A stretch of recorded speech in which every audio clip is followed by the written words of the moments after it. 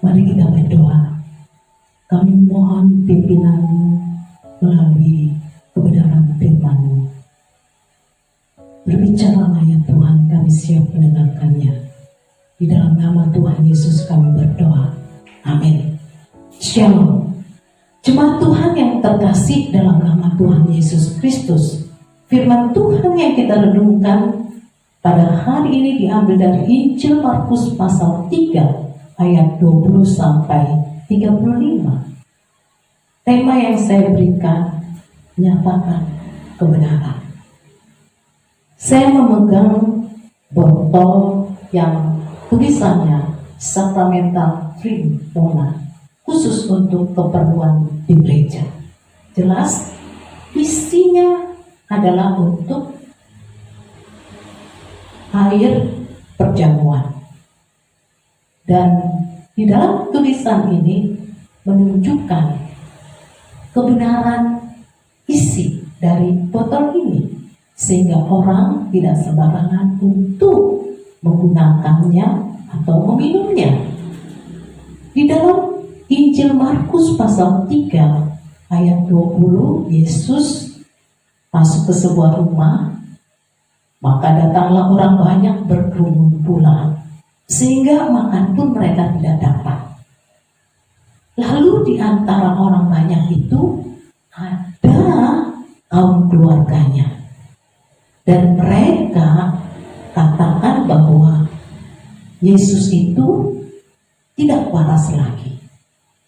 Dan di dalam kerumunan orang banyak itu pun ada ahli-ahli Taurat yang datang dari Yerusalem. Mereka berkata bahwa Yesus kerasukan Beelzebul, dan dengan penghulu setan ia mengusir setan. Jemaat Tuhan yang terkasih dalam nama Tuhan Yesus Kristus, tuduhan yang disampaikan oleh keluarganya dan juga para ahli-ahli Taurat menyudutkan Yesus. Situasi ini tidak mudah. Namun Yesus tidak gentar.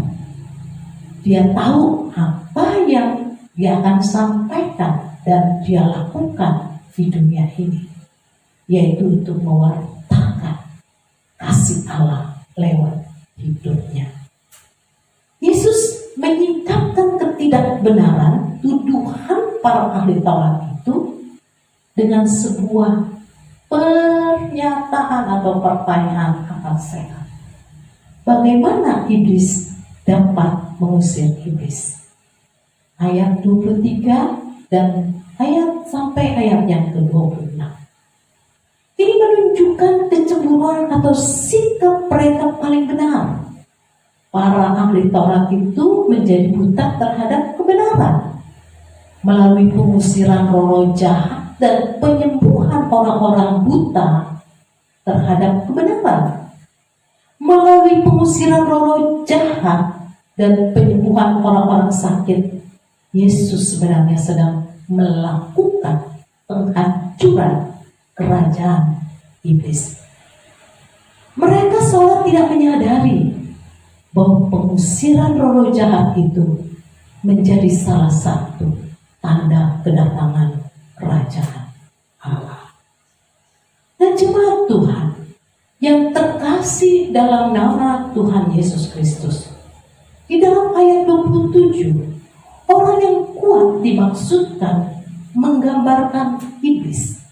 Mengusir setan berarti memasuki rumah setan itu dan merampas harta bendanya.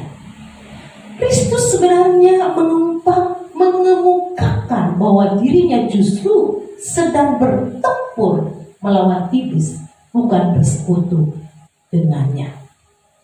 Nah jemaat Tuhan, di dalam ayat 29, menghujat Roh Kudus ialah tindakan mengumpat, mencaci maki, mengatakan hal-hal yang jahat tentang Roh. Untuk dosa-dosa semacam itu selamanya tidak akan dapat diampuni. Bersalah. Terjemahan yang lain ialah terbelenggu.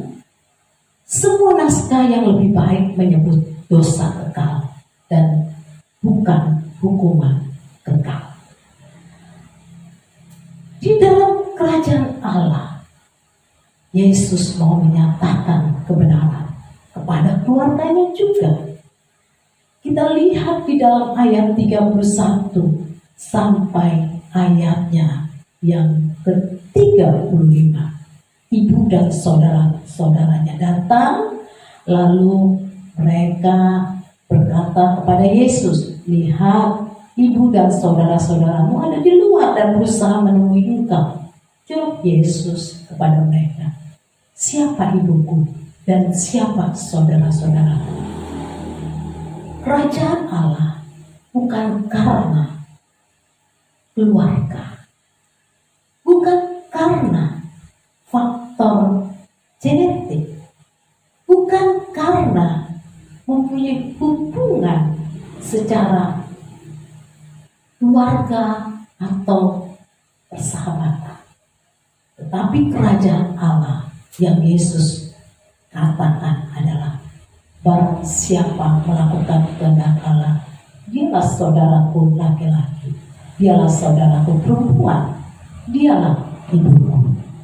Dalam hal ini, Yesus mau menyatakan kebenaran kepada keluarganya, kepada ahli-ahli Taurat, kepada orang banyak, bahwa dia berperang melawan kekuatan kuasa iblis di muka bumi ini, dan dia melayani dengan cinta kasih Allah. Bahkan kerajaan Allah itu adalah orang-orang yang melakukan kehendak Bapa, melakukan kebenaran, menyatakan kebenaran di dalam hidupnya. Marilah jemaat Tuhan yang terkasih, kita hidup di dunia ini tentang kerajaan Allah. Kita tidak bisa kompromi hal-hal yang bersifat duniawi. Walaupun kita datang sebagai orang Kristen, tapi itu bukan jaminan. Tetapi yang melakukan kehendak Bapa, itulah yang disebut saudaraku. Itulah yang disebut saudaraku laki-laki, saudaraku perempuan, dan ibuku. Tuhan memberkati. Mari kita berdoa. Kami mohon supaya kami berjalan di dalam kebenaran. Kami sering sekali takut ketika kebenaran itu kami justru jauh di dalamnya. Kami mohon supaya sebagai anak-anak Tuhan, kami mau hidup dalam kebenaran. Kami menjadi bahagian dalam kerajaan Allah. Di dalam nama Tuhan Yesus kami berdoa. Amin.